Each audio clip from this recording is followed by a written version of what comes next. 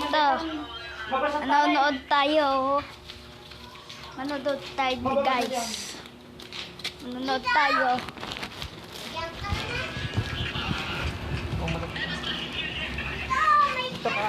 This week I copped a $1, $100, and $1,000 Lego mystery box. And for each one I open, I'm going to challenge myself to take what I get and build my very own Lego creation. So anyway, let the challenge begin. Okay, so for the $1 box, I'm in this Lego store with my boy Marcus right now. While I'm not looking, he's going to buy a minifig and surprise me. So here's your $1, my boy. I'm going to go run real quick. Alright, so I got this $1 right here. I gotta pick something that he's not gonna expect, honestly. Oh, it's right here. Maybe Minecraft Steve right here? Thank you so much. I then had him put it in this giant Lego head. And now that I'm back in the crib, let's see what Marcus got me. Okay, here we go. Okay, and he bought me a Minecraft Steve. I like Minecraft, so we could definitely make a cool build for this minifig. But first, we need inspiration, so I went onto Minecraft to play for a couple hours. There you go, boys and girls. I just made my own house. It's a small place, but it gets the job done. And I want to make this house in Lego for our boy Steve. But before we do that, here's a bunch of diamond armor so he's got that drip. Now it's time to build our home. So I grabbed a base plate and laid out the foundation. Okay, before we build the walls, let's add the inside. I then went ahead and added some flooring, a crafting table, furnace, chest full of random loot, and a bed to the interior. Looks good. Then I kept building the walls, adding glass windows and a custom oak door I built. It doesn't open, sadly, but with my editing, it can open. Now it's time to finish the house with a roof, then add some things outside, like I made these bushes and lanterns. And on this side of the house, I'll make a tiny garden with wheat, potatoes, because your boy loves potatoes, and a pumpkin. And boom, we took a single minifig that's worth $1 and gave him a custom build to live in. But we've only scratched the surface of what we're going to review in this video, so get out of my face, because now it's time to review our $100 box. For this next box, I'm going to need my boy Riley. Yo, what's good, my man? What's up, Ty? How much? Okay, so I have $100. I'm going to give it to you. Go buy whatever Lego you want. Surprise me with it. All right, here you go. Thank you. I'll definitely spend this on you, not myself. Yeah, don't buy any V-Bucks or anything like that. 1 week later, it came in the mail. Oh, what's that? Okay, I'm already seeing some bricks. Not really surprised by that. Okay, I'm getting jungle vibes right now. Lots of plants in here, different colors too. One bag had a bunch of completely random parts in it. Oh, okay. There's a lot of animals in this bag. There's a monkey, crabs, fish, squirrels, birds, snakes, spiders. I think Riley's trying to scare me, honestly. And even a dolphin. I love dolphins. He sent this minifig with a bunch of bruises on it. Not sure what happened. And in the final bag came some larger animals. There's 2 lions with a cub, and there's a giant snake. Yeah, so Riley gave me a bunch of animals, which gives me the idea of making a Lego creation to put them all in, so how about we make a zoo? But before we start building the zoo, let's talk about the sponsor of this video, which is Loot Boy, an app that helps you score top-tier gaming treasure and exclusive surprises through Quest or at a great price. It's free on all these platforms here, and essentially you collect loot coins to open free packs, all that for free in just a few clicks. I then proceeded to get even more free loot, or you can collect diamonds to open premium packs that you can also pay for. There's always new exciting ways to earn in-app currency. There's even weekly comics and a new chat radar feature where you can chat and play with other Pogger gamers that share the same interests as you. But most importantly, I've teamed up with Loot Boy to donate to charity, so there's 3 exclusive Lego packs on the site right now. Each one gives you these virtual Lego bricks. Our goal is to collect 10 million of them by January 15, and by doing so, all of these items will be donated to the United Nations International Children's Emergency Fund, and currently they're helping relieve people in Ukraine. The first pack is free, gives you 1 virtual brick and all this other loot. The second pack is $3, gives you 25 bricks, 1 free mystery Lego game, better loot, and a chance to win this Lego Millennium Falcon set. And the third pack is $16, but gives you 200 bricks, 1 free mystery Lego game, even better loot, and even a bigger chance to win the Millennium Falcon. So click the link in the description, use my code, and download Loot Boy to get a juicy starter pack with tons of loot. Also check out the charity event. Let's get those 10 million bricks, baby. But anyway, I'm getting attacked by this lion right now, so let's go back to making the zoo. First off, we need to figure out the different exhibits we're gonna have. Okay, I say we have one for the aquatic animals, one for the tree animals like the squirrels, one for the land animals, and one exclusively for the lions, because if you put them with the other animals, they're just gonna eat them. Let's start with our aquatic exhibit. Riley bought me some of these colorful plant pieces, so I went ahead and used them to make coral and other sea plants. Then I added crabs, fish, and our dolphin. When I say a bad word, I need... Okay, saglit lang. Guys, lipat tayo ng iba. Win Obby and get Robux. Download ko na yan. Reach the end for a prize. Money bag. Na-download na yan. Ano ko daw yan? Ito. Yan. In this video, we're going to be looking at over 40 easy, satisfying, dumb, and fun things you can do with Lego when you're bored. Let's Okay, it's summertime, which means a lot of people are probably out of school right now and have nothing to do. But don't worry, because I have a lot of ideas for y'all. The first thing you can do is make satisfying items that you can fidget with. This first one I built is a cube, and it has a spinning wheel with a knob on it that you can rotate, 3 interlocking gears, another spinning feature, and some buttons you can press that use these rubber Technic pieces. And finally, even more rotating pieces. You can also build spinners like this tiny one that uses transparent studs. Or you can build this one that's made from 4 pieces, and it literally uses a saw blade. Let's see if this can cut through paper. Wala, ang talim. Okay, that took like 50 attempts, but yes, we can. Another satisfying thing is taking a long Technic pole and sliding a bunch of these hollow cylinders through it. Or you can make a button by taking one of these rubber spring pieces and attaching it to the bottom of a hole that you put a large cylinder on top of. And just like that, you can start pressing it. This next item uses 4 pieces, and it uses a satisfying sliding mechanism. This next one I randomly came up with. Pretty much it's a rotating bar that you can spin between your fingers. This next item requires some sort of string or chain, and pretty much you can make some mini nunchucks you can spin around your hand, and it's kind of satisfying. You can also take a tiny box, fill it with studs, and when you tilt it, you can watch the studs move around. You can also build another satisfying mechanism that does this. Okay, here we go. Oh my gosh, this is so satisfying. Oh yeah. In almost every store I go to, I see these fidget toys, and pretty much they're a bunch of random bubbles that you're supposed to pop with your fingers. So I'm gonna remake one of these with Lego and see if these things are as good as people say or if they're overrated.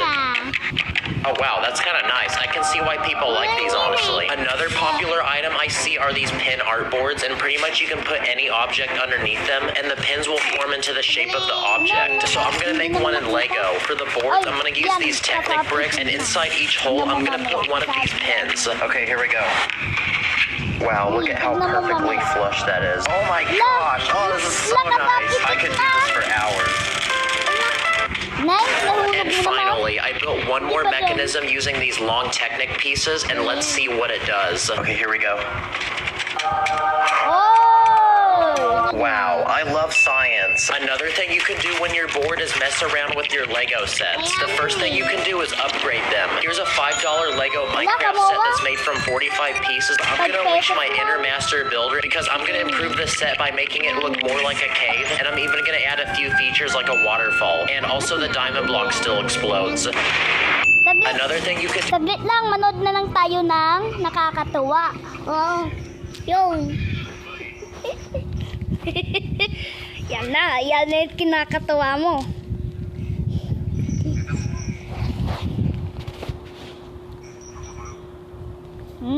Asan yung pinaka nakakatuwa? Ito? Pre, pabili nga ako ng mantika. Magkano? 40 pesos. Oh, eto 50. Itong sukli. Tapos 1 kilong bigas. 20 pesos. Eto, Gis. Gis, kulang to. Anong kulang? 40 plus 20. Kataba yung 60. pisngi. Magkano yung hawak mo?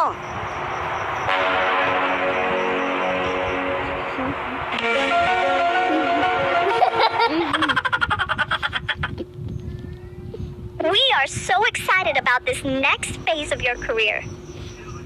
Sabi dito hanggang katapusan na lang ako sa kumpanya. We are very excited. English naman. Yan yung tinatakal mo Pangalan? yan, yun oh. Robert Yan po. ay naka-blue. Wala, galit yung blue. Taga saan ka? Taga Mindanao po. Bakit may... Shhh! Huwag mo muna silang pansinin. Wala, Anong laki trabaho naman mo? yung ulo niya. Wala pa po Laki akong yung trabaho ulo niya. eh. Wala, galit. Bakit wala kang trabaho? Kaya nga ako Natutuwa yung nandito kapatid eh. ko, guys, si Para Jem. mag-apply ng trabaho. Ha? Anong ibig mong sabihin? Ito yung J3D Manpower, di ba? Hindi, sa kabilang unit yun. na Jem. Ah. Di mo naman agad sinabi eh. Wala, wala. Oo nga. Kung ang kabaliktaran ng pro ay con, ang kabaliktaran ng progress ay...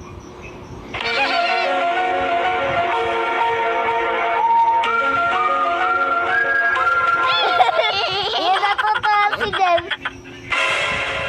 Pre, sinong hayop ang nanalo sa inyo? Nanalo yung ibon, pre. Nasaan na siya ngayon? Ayun oh. Kanina pa yan dyan. Ayaw bumaba. Eh sino naman yung nanalo sa inyo? Yung buhaya. Nasaan na siya ngayon? Ayan oh. Nasaan? Ba't wala akong makita? Nasa ilalim ng tubig. Natutulog. Busog na siya kasi. Oh, magsalita ka naman. Next. Sabi dito, nakulong ka. Anong kaso mo? Laki yung Murder baba. Pinatay ko yung HR ng dati kong inaplayan. Hindi kasi ako tinanggap eh. Natutuwa si Jem.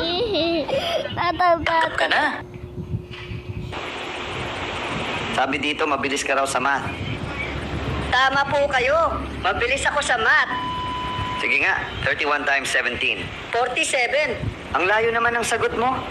Pero mabilis. Okay, tanggap ka na. Nagdedewa. Are you in position? Yes, boss. Yung babaeng nakapula. Siya ang nag-iisa kong anak. Protektahan mo siya sa lahat ng panahon. Understood? Hello? Hello? Natatakot na yun. Hello? Oh. Hello?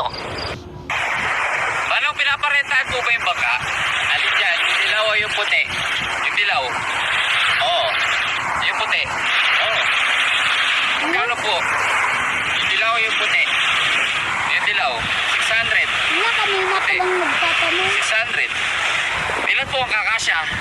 Yung dilaw o yung puti? Wala. O yung dilaw? Nagpupulangan. 4. Yung puti? 4. O ba't tinatanong niyo pa kung dilaw o puti? Pares sa pala yung sagot. Hindi. Kasi yung dilaw sa akin. Yung puti kanino ba? Sa akin din. Makita ka raw, Mr. Magtulis. Ako nga pala po si Tom. Kaysa ano po bang may paglilingkod ko po sa inyo? Ay, glad ako! May tanong ko lang po ba, ano po ba yung kinakain nyo? Talbos na kamote! Talbos sa kamote, hindi naman nakaka-blood yun, ay gulay yun eh. Baka naman po meron pa po kayong ibang kinakain. Wala na! Yun lang ang kinakain ko! Umaga, tanghali, gabi, snack, midnight Yan, snack! grabe na, Yun high lang blood kaya ko talaga. rin. Hindi ko kaya bumili ng karne! Ang mahal-mahal! May problema ka? Dandahan lang po. Alam ko na po ang gamot dyan. Ayaw! Saglit lang po. Naku pali! Naan mo ba? Ito po, bumili po kayo ng ulam, wag lang po yung talbos ng kamote. Ano pong pakiramdam nyo ngayon? Ang gaan ha? Yan lang yung gusto na, pera. Salamat ha! Ay, oo naman po. Ayan, buti naman po. God bless!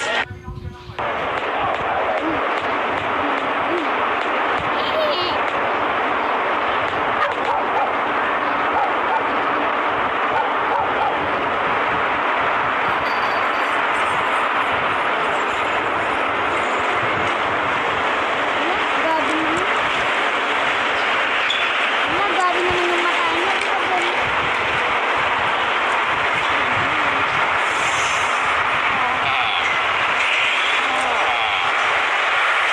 May matagal ka nang nililigaw ang babae at hanggang ngayon ay hindi ka pa rin sinasagot. Paano laman? Ang pangit mo eh.